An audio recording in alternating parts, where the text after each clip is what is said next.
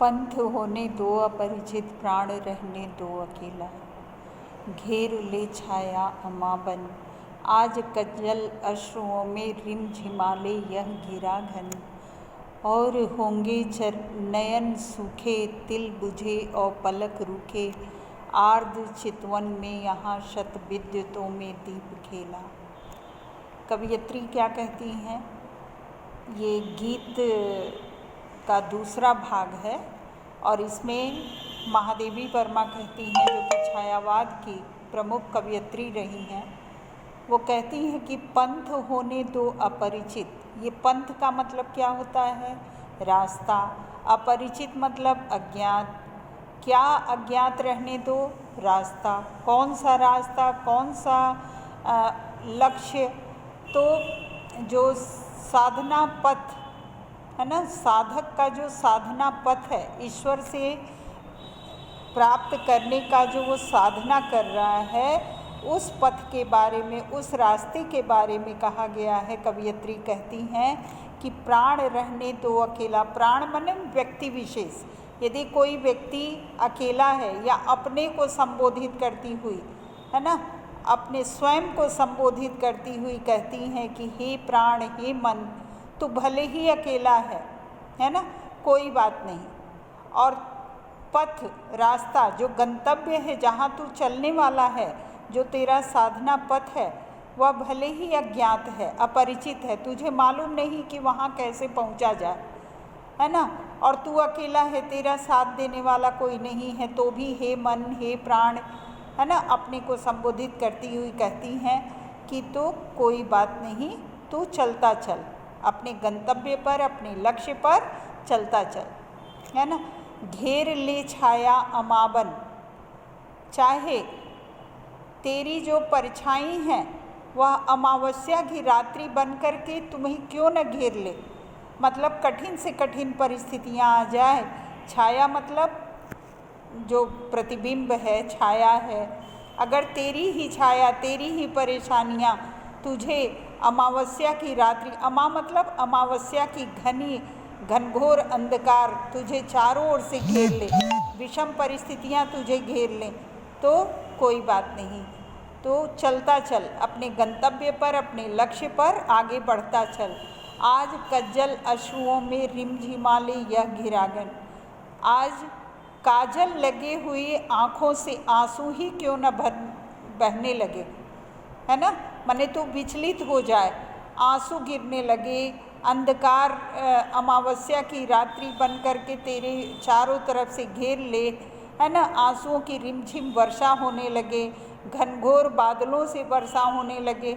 जैसे घनघोर बादल रिमझिम करके वर्षा करते हैं, वैसे तेरे आँखों से, काजल लगे हुए आँखों से आंसुओं की धारा बह निकले, लेकिन तू परेशान मत हो।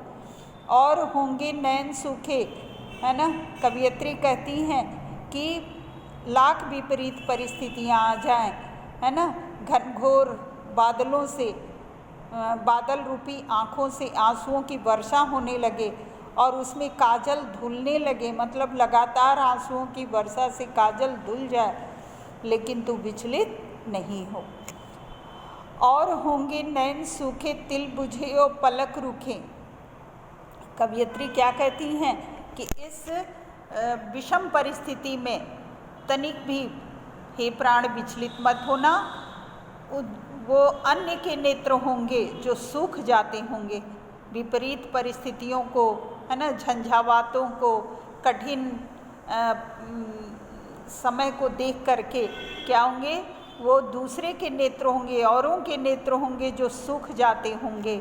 तिल बुझे, जिनके रोशनी का तिल बुझ जाता होगा, है ना, और पलक रूखे, जिनकी पलकें रूखी रूखी हो जाती होंगी, सूख जाती होंगी, है ना।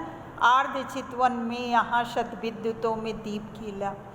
विपरीत परिस्थितियों को देखकर, कठिन झंझावातों को देख करके, मुसीबतों को देख करके उनके दूसरों के नेत्र होंगे जो सूख जाते होंगे, उनके आँखों की रोशनी चली जाती होगी, तिल बुझ जाते होंगे और पलकें रूखी रूखी हो जाती होंगी। लेकिन यहाँ विपरीत कार्य होता है। यहाँ क्या होता है कि आर्ध चितवन में, यहाँ चितवन मने नेत्र है ना, वो सूखते नहीं हैं। वो परिस्थितियों को, कठिन परिस्थितियों को देख करके भी चितवन आर्ध बनी रहती है ना, जिसमें तरलता बनी रहती है, चिकनाई है ना, तेज बना रहता है। उनके चितवन जो है नेत्र सूखते नहीं हैं, और होंगे वो दूसरों के नेत्र होते होंगे जो सूख जाते होंगे।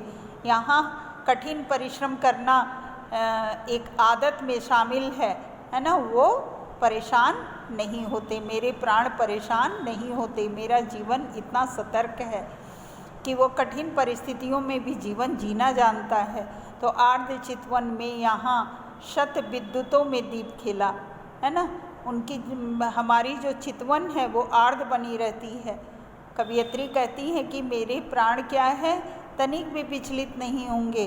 वो जो चितवन है उसकी दृष्टि है जो आर्ध बनी रहेगी, उसमें एक तरलता रहेगी, एक स्निग्धता रहेगी, एक चमक रहेगी, आँखों में एक चमक होगी।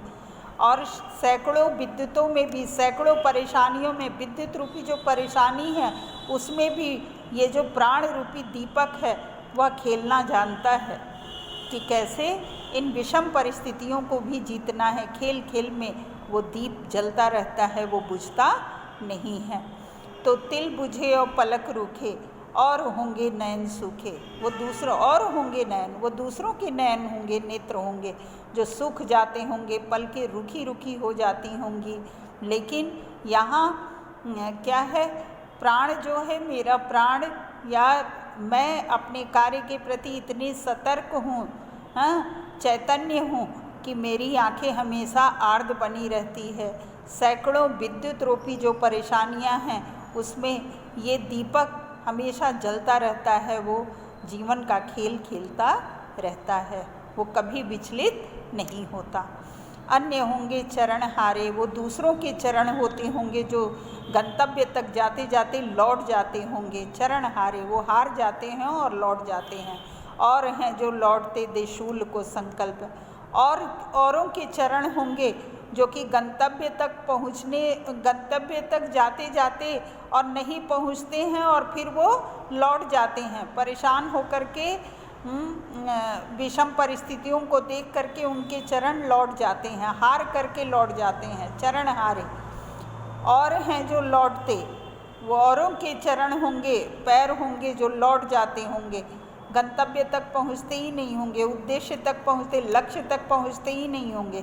देशूल को संकल्प सारी, शूल यानी कांटे देख करके, विषम परिस्थितियों को देख करके क्या करते हैं, उनके संकल्प बीच ही में टूट जाते हैं। देशूल को संकल्प सारे, और वो क्या करते हैं, कांटों को यानी विषम परिस्थितियों को, मुसीबतों को देख करके उनके जो उन्होंने जो संकल्प लिया है वो सारे संकल्पों को, उन कांटों को, उन विषम परिस्थितियों को देख करके, उनको दे करके, संकल्पों को वहीं पर न्यौछावर करके दे करके कि भाई अब हमसे काम नहीं होगा, और वे लौट जाते होंगे। लेकिन मेरे प्राण क्या है, पूरे उत्साह से भरे हुए हैं, है ना, वो कांटों को, परेशानियों को देख करके लौटते नहीं हैं।